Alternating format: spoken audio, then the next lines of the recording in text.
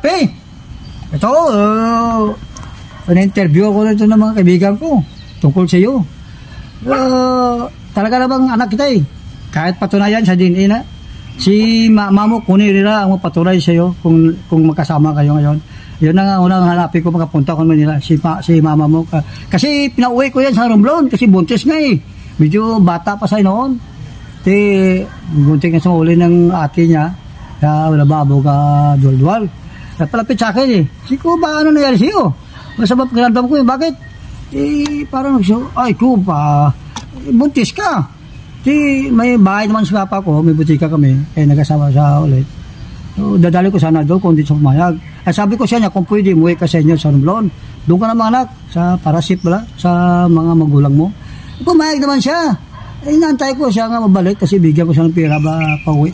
Hindi ko na sana kita eh. Hanggang pila lang taon,